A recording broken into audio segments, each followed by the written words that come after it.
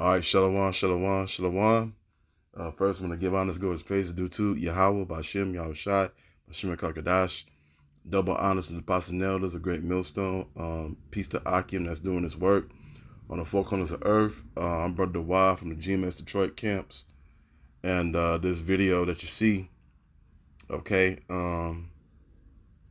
face of hate, the face of hate. All right, this is Esau Edom, okay.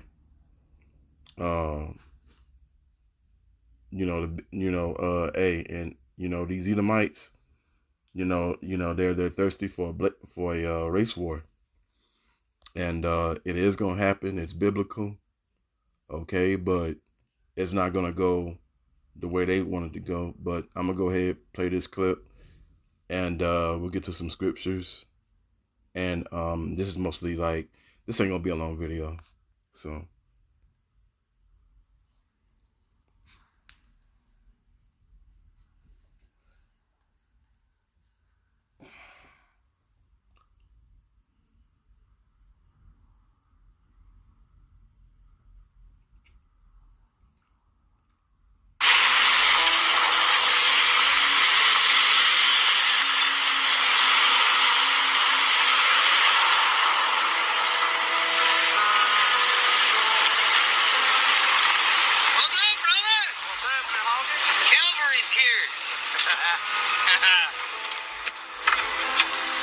How you been?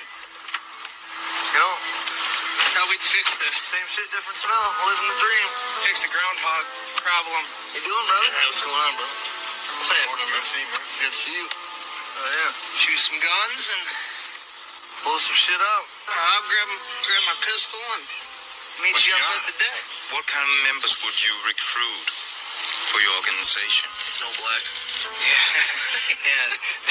That would be the first recruit. Yeah, the very first rule would be have to be of European Aryan descent, I would say. What does that stand for? It stands for fuck the world. Or we've also sloganed to have people have said for the whites. The AK-47, that's my favorite weapon. So this is actually a bomb. What could you do with it? You can blow up a building, cars. From demolition to animal eradication, they can take down anything, really. You never know what the future brings, right? I'll tell you right now, we'll be ready and waiting for it. And when it comes, this sick little part of me in a way kind of hopes it happens someday, and I welcome it with open arms. Co-founder of B&B Productions, ready to set off a tannerite. Anytime. We try to practice at least 4 times a month, and that's the low side, Like you got your phone, you want me to take a video with you?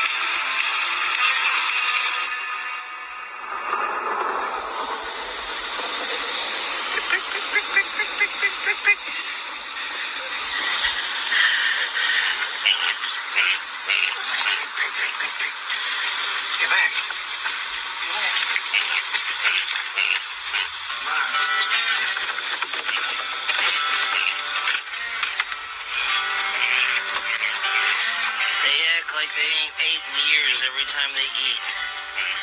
The restaurant that my wife works at,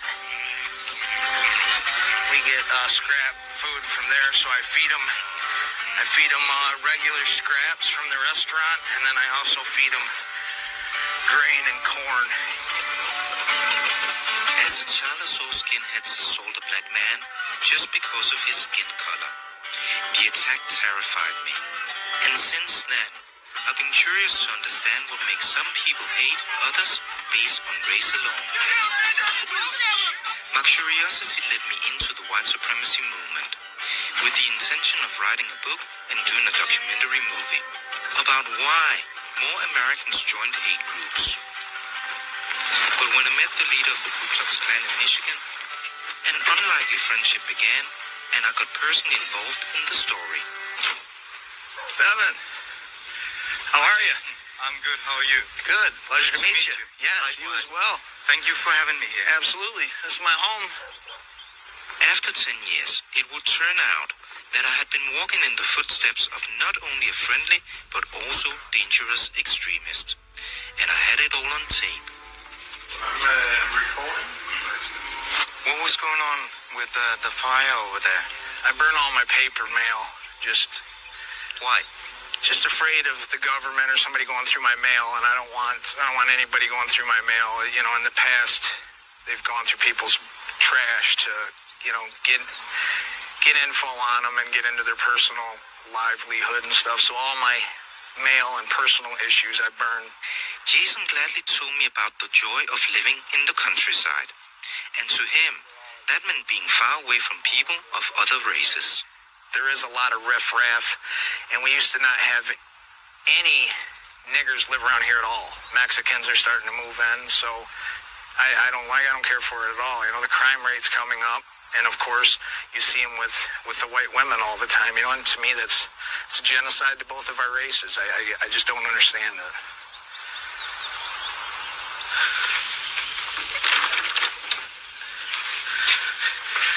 This is it. This is what I nicknamed when I was with an MC, a motorcycle club, an outlaw motorcycle club. I always went by the nickname Bird, so I like to call this the Bird's Nest. Okay. Somewhat, I guess you'd call a man cave. This is where we come hang out.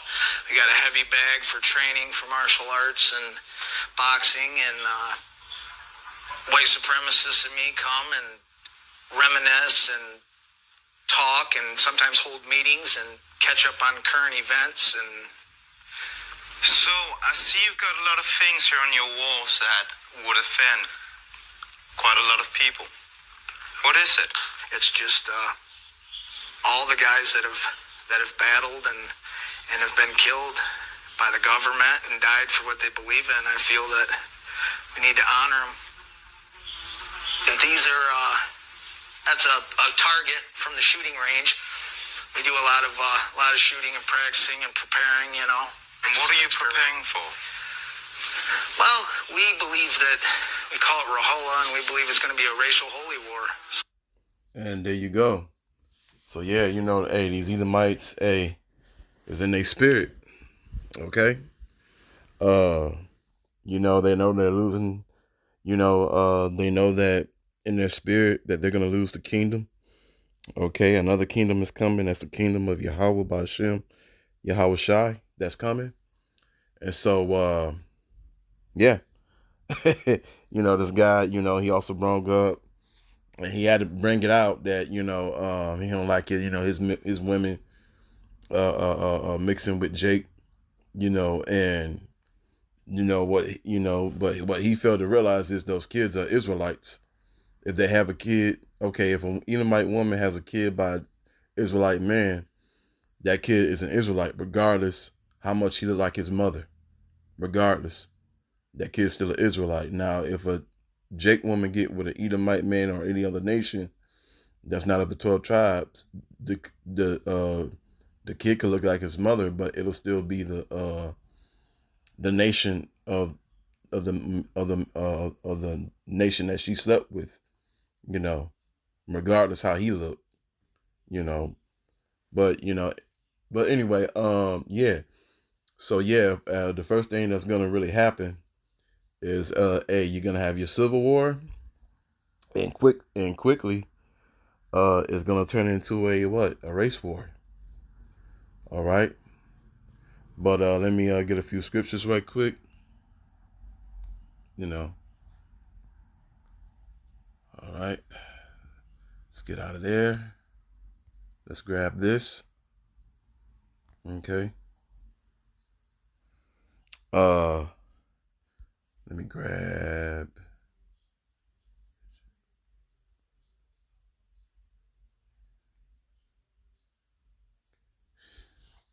At last, for Jeremiah chapter 30 verses 7. At last, for that day is great, so that none is like it. It is even of the time of Jacob's trouble, but he shall be saved out of it. And kind. So yeah, um, hey, Jacob is going to be saved, and that's talking about the elect of Israel. Okay, yeah. But what Esau Edom failed to realize is he's going to find out how small his numbers are when all this goes down, because he's worrying about Jake. But what he failed to realize is you got all these other nations that want to get at Esau too. While he worrying about Jake, about so-called Negroes, Latinos, and Native Americans. He just thinking about Southern Kingdom pretty much. Mainly Judah. But he failed to realize these other nations, they want to get they lit back too. And then you're gonna have these drones out here. You're gonna have robots out here. Okay, you're gonna have your military out here. Yeah. So it's going down. It is going down. So yeah, hey, it's a beautiful thing. What by how Bible prophecy is fulfilling itself out. But hey, he failed to realize that hey, his time is up. Let's see here.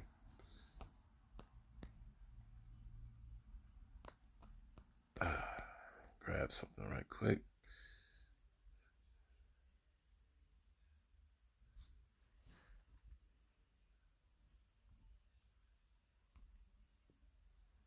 Okay, Second Ezra chapter 15, verses 14. Woe to the world and them that dwell therein, for the sword and their destruction drawing nigh. One people shall stand up, shall stand up to fight, and fight another, against another, and swords in their hands. Yeah. And as you saw, he had the sword in his hand. So hey, he ready to go. Keep reading. For there shall be sedition amongst men, and invading one another.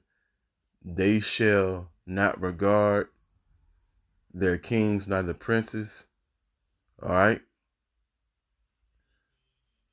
And the chose of their actions, they shall stand in their power. All right. A man shall desire to go into a city, and he will not be able. So yeah, that's coming too. For because of the pride of the city, they shall be troubled. Right. For the houses that shall be destroyed, and men shall be after. Yeah, because of food shortages, and that's going to really increase. With the tariffs going on and everything, these people about to really lose it. So that's going to help increase, the race war and all that, because of the lack of bread. That's going to be a part of that. A man shall have no pity upon his neighbor, but shall destroy their houses with the sword and spoil their goods because of the lack of bread. And for lack of bread, and for great tribulation. So yeah, you know, that's gonna go down. You know, but you know, hey, Jacob is gonna escape it. And when I mean escape it, it's gonna be the elect. Okay, let me get this one. This will be it. Second Ezra chapter 6, verses 8-9. And he said unto me from Abraham unto Isaac, when Jacob and Esau were born of him, Jacob held hand first the hill of Esau, for Esau is in the world, and Jacob is the beginning of it that follow it. So yeah, they're gonna, this is it for Esau, Edom. You know, he'll allow him to get his lick, but you know, he'll get a few Jakes, okay? You know, 2/3 of our people, you know, but other than that, he's about to go down, and he don't know he's about to go down. So, hey, Lord willing, this is edifying. So with that, I want to give honors and glory and praise is due to Yahweh, Bashem, Yahushai, Bashem Kakadash, double honors and apostle and elders, a great millstone, Pizza Akim that's doing his work on the four corners of earth. Shalom.